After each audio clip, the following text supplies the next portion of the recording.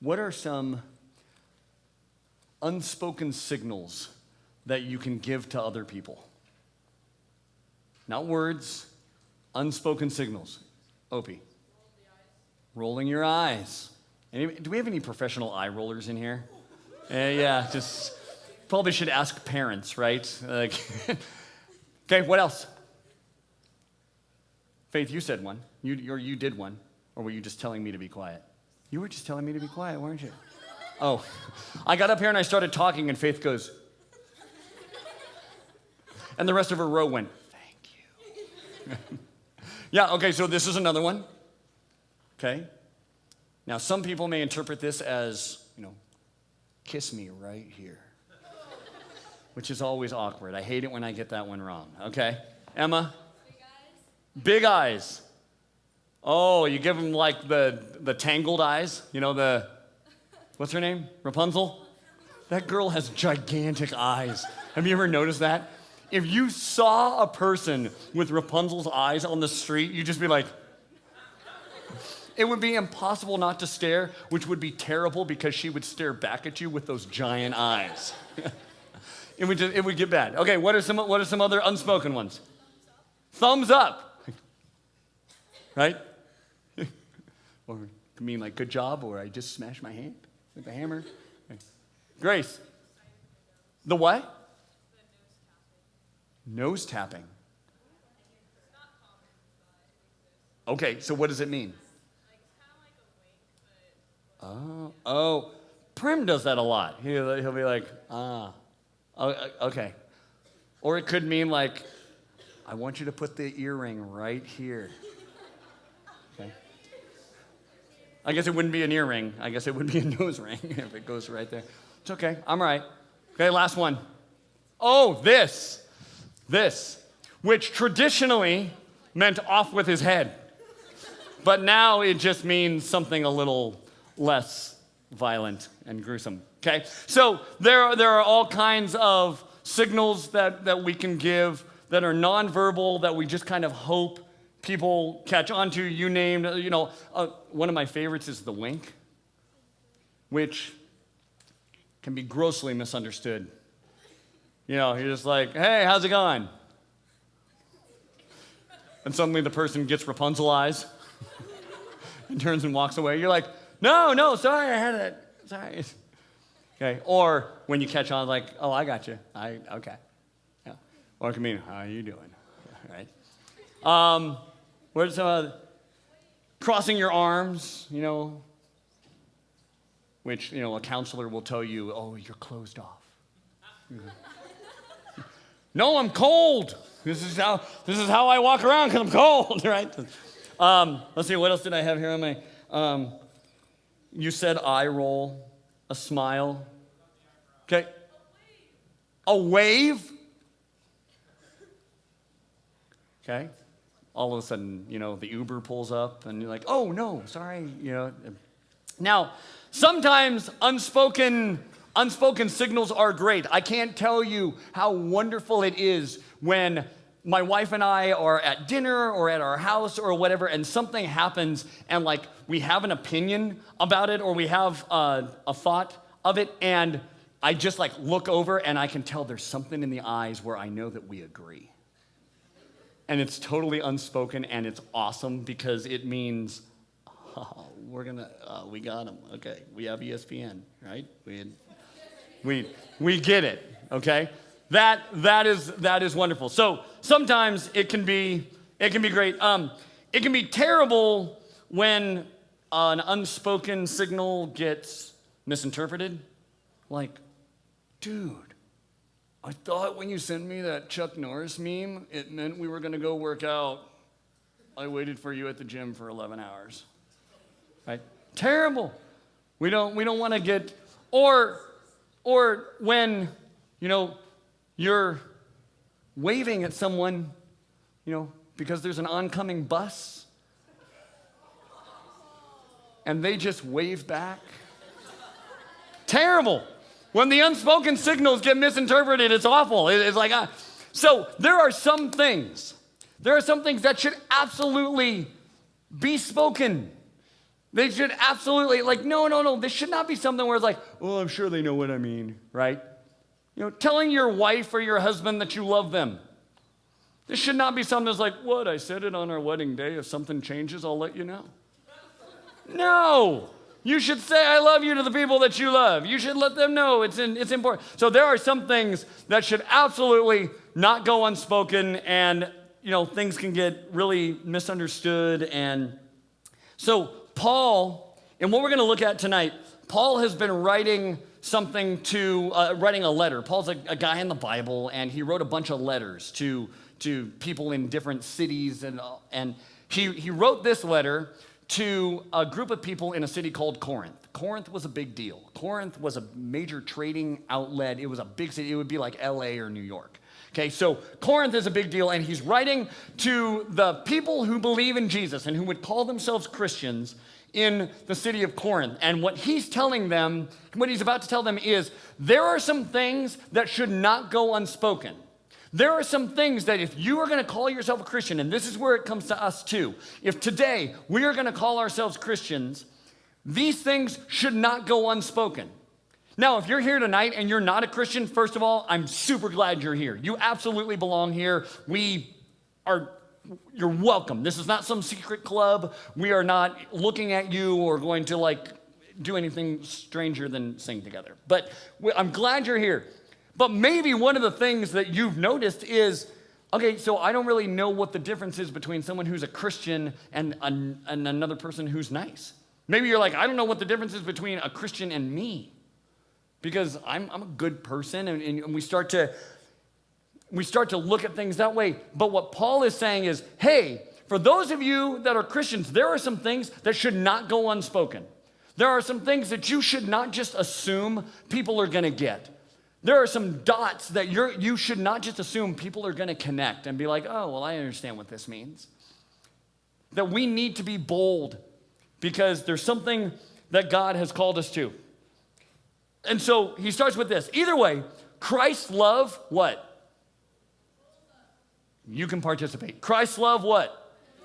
Controls us. Is that true in your life? If you call yourself a Christian, is that true in your life? Maybe a little more intense way to ask this is, hey, if I were to go to your school and be like, and go to your friends, just the people that you spend time with, and be like, hey, what is it in their life that you would say controls them? What would they say? They're all it's like, at that point, I kind of go, well, what is it that controls you? And part of that is, what would others say controls you? Is it, well, we're going to get into it. Christ's love controls us. Since we believe that Christ died for all, we also believe that we all have died to our old life. He died for everyone so that those who received his new life will no longer live for who? Would no longer live for who? No longer live for themselves. So one of the things that Paul throws out there is that, okay, Christ's love controls us. And so if the people around you, if they were asked, hey, what controls you? Would they look at it and go, well, they kind of just do their own thing? There's a phrase over the last few years that we see as a really positive thing, or like a really, hey, you do you. Do whatever you want. Do whatever you think you should do. You do whatever feels good to you. And so he's going, look, if you're going to put your faith in Jesus, it means that should be the controlling thing in your life, which means you no longer live for yourself. You no longer go, hey, I'm the most important, but instead you're controlled and looking for something else. Instead, they live for Christ, who was died and raised for them. And there's this truth, that what you believe will control what you do. Would you agree with that? What you believe will control what you do. I don't know, there are certain things that where there's the lack of conviction. You can say you believe something, but it doesn't have any bearing on your life, but do you really believe it? If you saw that in somebody who was like, I'm the world's biggest, Dodger fan, and yet You never saw them with any Dodger gear. They never went to any games. Would you really feel like that? Okay, how big of a Dodger fan are you? What you believe will control what you do. And that's true in all of our lives. And we play that out every day in simple ways. If you believe that your mom's going to pick you up after school out in front of the school, where are you going to go wait? Out in front of the school. It's going to control what you do. I mean, you might be a little thick if you're like, yeah, my mom's going to pick me up in front of the school. I'm waiting by the pool. Okay, that's great. But sometimes we do that in different ways where we go, all right, this is what I say I believe, but do your actions really measure up to that? Does it look like that in your life? And this determines, okay, what you believe will control what you do. So based on what you do, what is it that you represent? Based on your actions, based on what you put out there for the world to see, what would they say controls you? What are you representing? And if you're a Christian, is there a conflict? Is there a discrepancy between what you say you believe and how you live that out? There's a term called of a person called an ambassador. Okay, this is what an ambassador is: a person who acts as a representative or a promoter. A good ambassador represents accurately. A good ambassador represents truthfully. A good ambassador goes to the people that they are ambassading, I don't know, and tries to get them to understand, like, hey, this is worth getting excited about. This is truth. You should follow along with this. You should also believe this. You should also practice this. And so a good ambassador is one who's representing truthfully and accurately and is promoting what they believe. So, back to us. What are you promoting? What are you representing? Whether it's in your actions and the kinds of things that you're involved with, it might be, well, I'm an ambassador for my soccer team. I represent team whatever. I promote, what is it? And one of the big ways that we get a glimpse of this into people's lives is social media. And I'm not here to condemn you, but to be like, take a look at it. Sometimes I look at my Instagram and I'll tap on my profile picture, which takes you to where all your posts are, and you just kind of scroll through. What do you represent? What are you promoting? It doesn't mean they're evil things. It doesn't mean if you're representing or promoting your baseball team or how you look in a bathing suit or what you and your friends did last week. It doesn't mean that these things are evil. But as a follower of Christ, if that's something that you take seriously, if that's something that has changed you, are you an ambassador of that? And what Paul is saying here is, look, because of what Jesus did, if your faith is in Jesus, that he set you free from not having to suffer the consequences for what you deserve by living against God and the things that you do, shouldn't that change you? Shouldn't that change what you represent? Shouldn't it change what you stand for? And I have to think about that in my life and go, man, I am willing to stand for all kinds of things. Mostly, what I stand for most, what I promote most, is me. Anybody with me? How much of a promoter are you of yourself? Your accomplishments? How good you are at something? How terrible you think you are, depending on your self-image and who you think you are. Maybe you're promoting what a loser you are and hoping that people will encourage whatever it may be. What are you promoting? And social media is just one way. In your school, at lunch, the people that you hang out with, what are you representing? A person who acts as a representative or a promoter. Each of us is an ambassador of something. What are you an ambassador of? Let's get into a little bit more of why this is a big deal. Paul says this, he died for everyone so that those who receive new life will no longer live for themselves. Instead, they will live for Christ who died and was raised for them. So, we've stopped evaluating others from a human point of view. At one time, we thought Christ merely from a human point of view, but how differently we know him now. This means that anyone who belongs to Christ has become a new person. The old life is gone, a new life has begun. We've stopped evaluating people from a human point of view. Have you ever given up on somebody? Anybody? You ever given up? It's like, I used to give music lessons a lot. And there were some students that I had where it's like great people and it's awesome. It's like, will you please stop playing the clarinet? You're hurting me and everyone else who has to listen to you, right? And they had all kinds of like, oh, I'm really excited about the clarinet. And you're like, yeah, you shouldn't be. Maybe you should take up like pogo stick. In fact, use the clarinet. Sometimes we look at people and we decide, you know what? I'm not going to be an ambassador of Christ to that person. I'm not going to even try and represent Jesus to them for whatever reason. They're too far gone. Oh, man, they're so messed up. Or, man, the things that they do, oh, they're super bad. And so we hold back from being an ambassador to them. We hold back from doing what Paul's about to say. And all this, what Jesus did is a gift from God who brought us back to himself through Christ. Okay, here we go. And God has given us this task. Come on, can't I just love Jesus? Can't I just go to youth group and be like, God has given us this task of what?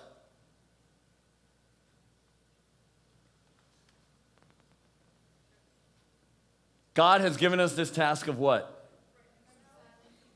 Reconcile. I know it's a big word. It's a big word. I get it. It's got several syllables, and it's reconciling people to himself, which means that without the ambassadors, without someone speaking truth and going, hey, God wants relationship with you, it means it's not happening. God has given us, Christians, this task of reconciling people to God.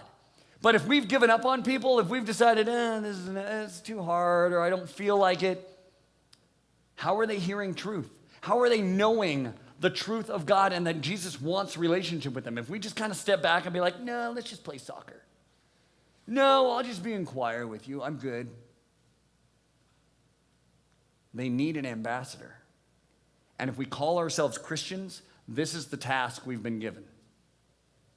God has given us this task of reconciling people to him. For God was in Christ reconciling the world to himself, no longer counting people's sins against them. We're supposed to let people know, look, you don't have to live in guilt and shame and condemnation for the things that you've done. God's calling you to new life and wants to make you a new person. But he's calling his ambassadors to communicate that and to do that. So we are Christ's ambassadors.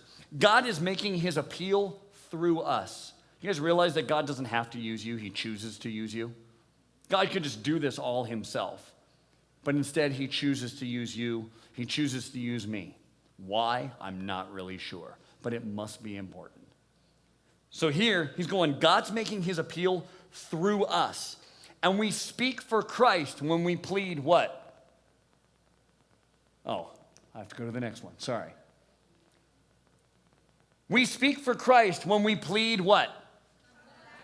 Come back to God. That exclamation mark is actually in the original language. It's meant to stick out. It's meant to be like, come back to God. So God has given this assignment to people who call themselves Christ followers, who call themselves Christians. You don't get to just be like, yeah, I'm a Christian. Why? Because I go to Exodus 83. Yeah, I'm a Christian. Why? Because I love Jesus. Nope. We don't get to just claim it. He's going, look, I've given you this assignment. I've given you this task to let people know there is freedom, there is forgiveness, there is wholeness. Your assignment is to go to the world and say, come back to God. Because God created you and he wants relationship with you. God is making his appeal through us. We speak for Christ when we plead, come back to God. For God made Christ, who never sinned, to be the offering for our sins, so that we could be made right with God through Christ. So there are 3 things that I want to point out real quick. Number 1, we must believe that people must be reconciled to God. If an ambassador doesn't believe in their message and what's important, they won't be an ambassador. They'll sit back and be like, why do I have to do that? That's lame. I don't think that's important. Do you believe that you and the people around you need to be reconciled to God? The second thing, we have to believe that our assignment comes from God. It matters if, some person on the street says, hey, hop on 1 foot. Or if your coach says, hey, hop on 1 foot. The assignment, where it comes from, matters. So what do you believe? Is this where it says, you've been given this task? Do you believe that's coming from God? Are you treating that like it's coming from God? Or are you blowing it off and be like, yeah, if I get around to it? Third thing, we have to be willing to speak out. This is not a message that we can just keep to ourselves and be like, well, I don't know, they probably get it. They see me be a nice person. They probably automatically associate like, oh, she's a really nice person. She must love Jesus, who is the Son of God, who died for the forgiveness of my sins, who rose from the dead to overcome death and give me the opportunity for a personal relationship with him. You think that's coming out of you being a nice person? You think that's coming out of because you didn't steal Swiss cake rolls from the store? People are just going to, you like Swiss cake rolls, right? Man, put those things in the freezer. Oh, it's crack. Okay, so you think that that's just an unspoken thing that you don't have to tell people about Jesus. You don't have to invite people, come back to God. That you can just sit back and be like, well, because, I'm not, vicious on my volleyball team and rude to everybody. Oh, people are totally going to connect that they should come to Jesus. It cannot be this unspoken thing. We have to be willing to step out. We have to be willing to get out of our comfort zone and step out and go, you know what? This is important. And we have opportunities like this that some of them feel like bigger opportunities or more significant opportunities. And this summer, we had all kinds of opportunities. In fact, they're still going on. But for us to go different places in the world, there was a group of people who went down to Baja, Mexico to build houses. Anybody here go on that trip? Nice. So they went down. How many houses did you guys build? Like 7? 4? 3? You built 3 and then another group. And 2 outhouses, right? That was a crappy job. But that was, so there was that group. And then there was a group who went and worked at an orphanage in Honduras. Who went on that trip? Okay. And then there was a group that just got back from Rosarito who went on that trip.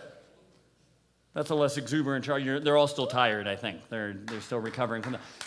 Where the intent of these trips was very purposeful. It's like, okay, we're not going to just accidentally go to Honduras. We are going to Honduras, and we're going to do this. And I wanted to, I asked some of those who went, or all of those who went, but to come and talk about, like, well, why did you go? Why would you choose to get out of your comfort zone or go be an ambassador in another country? Because the things that we did were physically difficult, were not convenient. You had to leave, you had to get a passport, you had to do all these things. And so I wanted some of them to come up and share just their experience and how they saw God move. So where's Brennan? Come on up. All right. This is Brennan. Okay, you can Brennan, but Okay, step up here. You can stand in the big lights. Okay, ready, go. Okay, so this year I went to Honduras and Rosarito, and I think I really saw God moving in ways that this was kind of my second time. This was my second time in Honduras, and so I think that it was really impactful to me because like going as my second time, like the kids still remember me, and I think that's just so awesome. Excuse me. I think it's just so awesome because I know that I've been making an impact in their lives, and I just think that's so cool to see how happy they are when I return and when all my friends return, and I just thought that was super cool. Yeah, that's awesome. Thanks, Brent. Okay, Emma. Where did you go? And so forth. Okay. I'm Emma, and I went to Honduras. And going down there, I was kind of like, oh yeah, God loves me. Like, I've grown up with this my whole life. But it was more of a, like, why does he love me? Like, I'm a screw-up. And so as I went down there,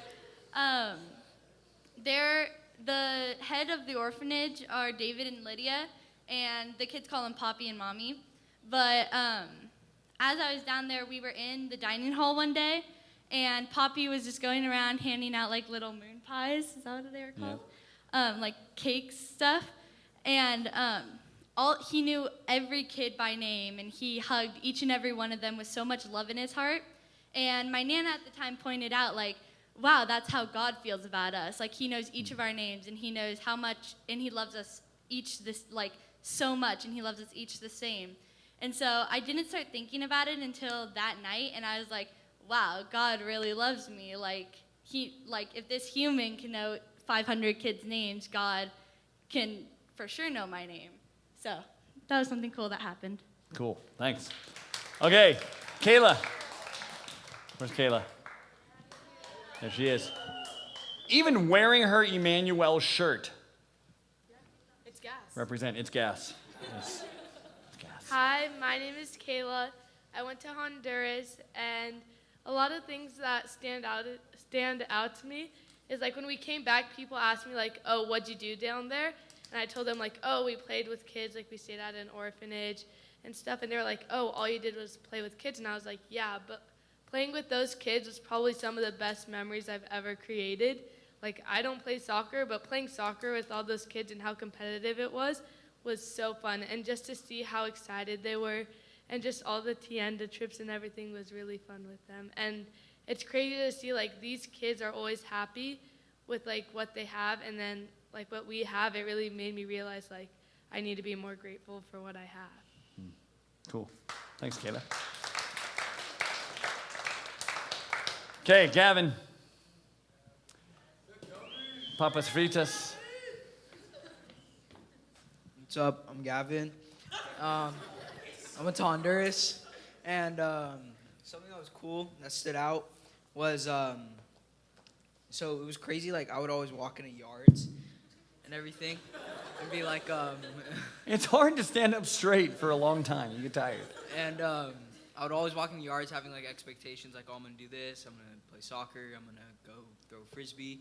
But you'd always like kids would come up to you and be like, hey, I want to like go to the tienda. They'd like yell, tienda, tienda, tienda. So it's like they'd all come up to you. So it was like you had to be really flexible there, and I feel like that was something that God taught me, God showed me. So that was cool. Yeah, it was Cool. a good trip. Thanks, man. Okay, Hannah. Hannah. Here she comes. Okay, so like Jeff said, my name is Hannah. I went to Honduras, and it was my first time like out of the country. Yeah, and it was a really long flight. And when we got there, like I wasn't really connecting with any of the kids. And if you guys were here for when we were in Honduras and we went on live, I talked about this little girl named Andrea. She is probably the sweetest girl ever.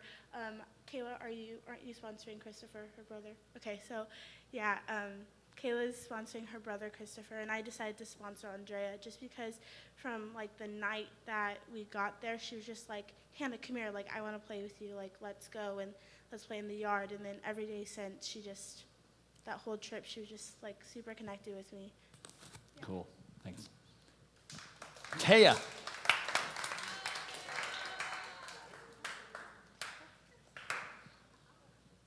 Hi. Okay, so I'm gonna try and answer the questions, but I I went there because I went 2 years ago too, but not this past winter camp, but the winter camp before, it was really made clear to me, and it wasn't like I had been praying about like going on another mission trip, and it was really made clear that God was going to take me back to Honduras.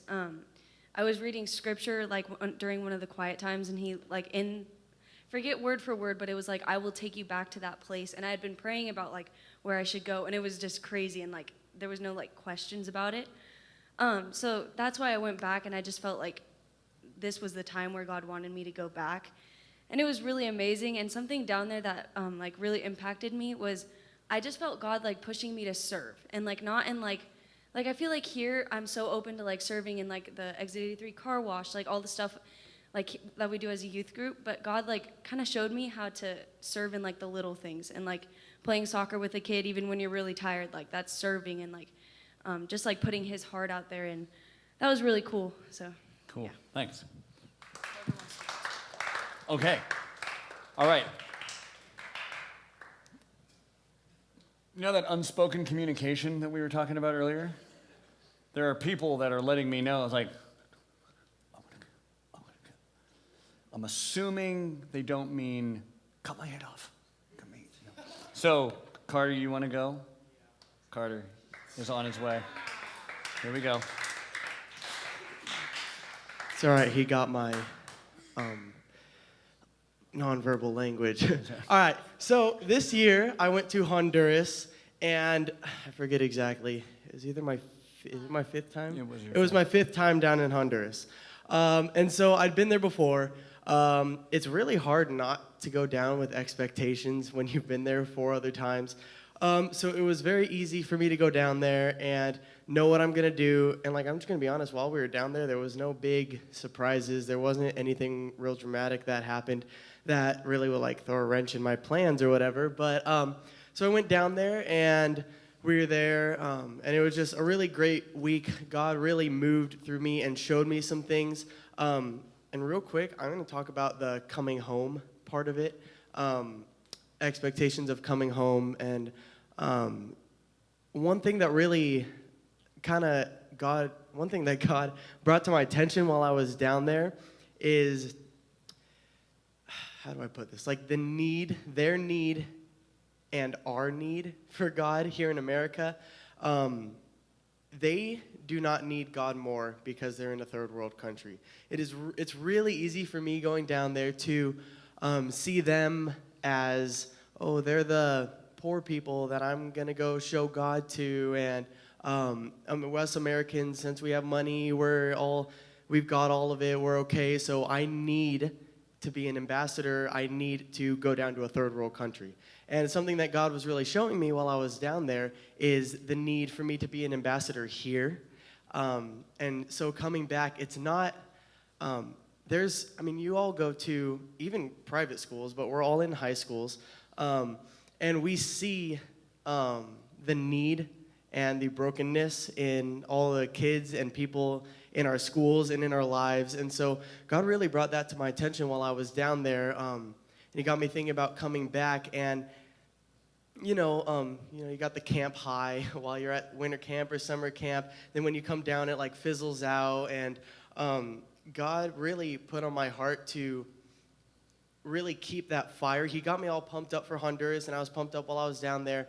And then as we were getting ready to leave, He really spoke to my heart and was telling me to keep that fire going as I was here, and to tell all of you guys to build that fire and keep it going while you're here, because to be an ambassador, you don't need to go to a third world country. You can do it right here in your schools, and that can be something that we very, very easily look over. And it's like, no, in order to show people God or whatever, I gotta go to a third world country because they're poor, and that can be the only reason why we don't act here. And so that's just actually sitting right there. I wasn't planning on coming up, and that's the communication that I didn't do. But I wasn't planning on coming up. But while I was sitting there, God was like, "Yeah, you know what I showed you down in Honduras? I think you should share that." So I wanted to share that with you guys. To be an ambassador, it doesn't always need to be somewhere else in the world. You can do it right here to your friends, and yeah. Cool. Awesome. Thanks. Haley?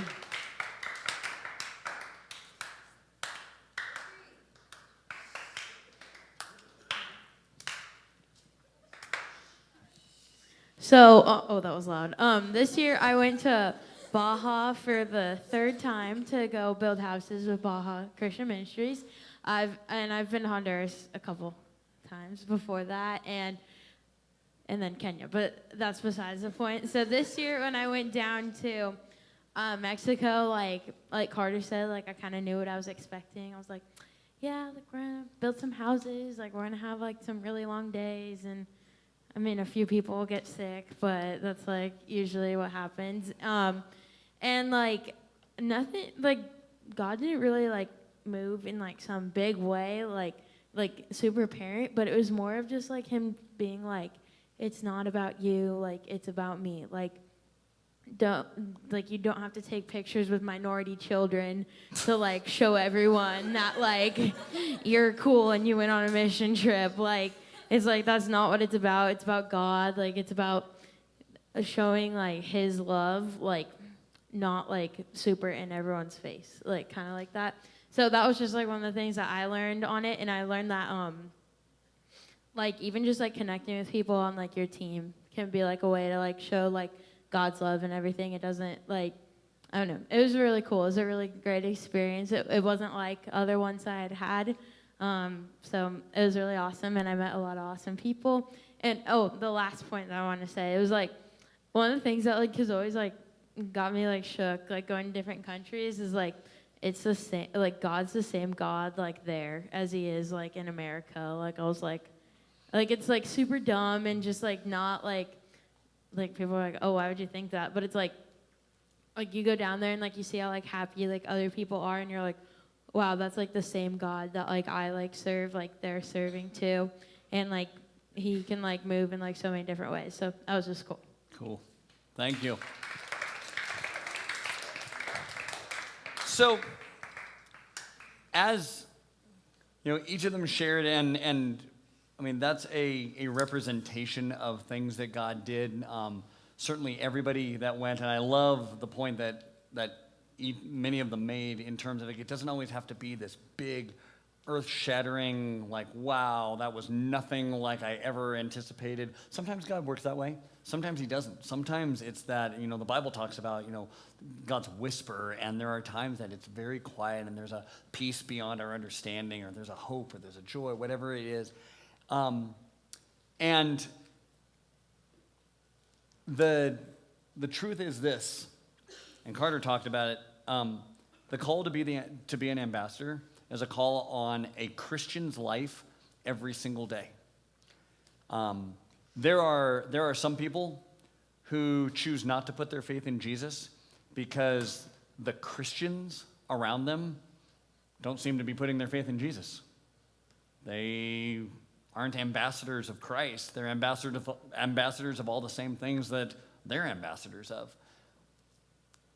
The call on a Christian's life, on someone who has put their faith in Jesus, is a call on their life every single day, at your school, on your team, with your friends, in your family. It's not just in a third world country. It's not just with people who don't speak your language. It's not just with poor people or rich people.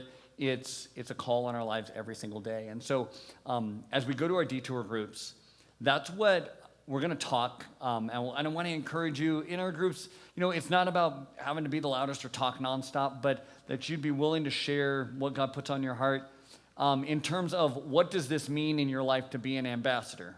What does it look like for real in your life? Is it just like, oh, well, if I go to another country, I'll go on a mission trip, and that? What does it look like on your soccer team? What does it look like with your girlfriend? What does it look like with your buddies? What is that all about? And what is God calling you to? How has he gifted you? And if you're here tonight and you're like, well, I'm not a Christian, so this must not apply to me, I want to encourage you to consider, what is it that you're hearing about what Jesus is offering, and going, the things that Christians are supposed to be ambassadors of is available to you. And so if you're here tonight and you wouldn't call yourself a Christian, you you're here, like I said, for some other reason, super glad you're here. Are you willing to consider that there might be a plan bigger than what you think? That there is something more important in your life than you and what you can do? And what Christians are supposed to be ambassadors of, telling people of the forgiveness and the love of God, that's available to you. Will you accept that?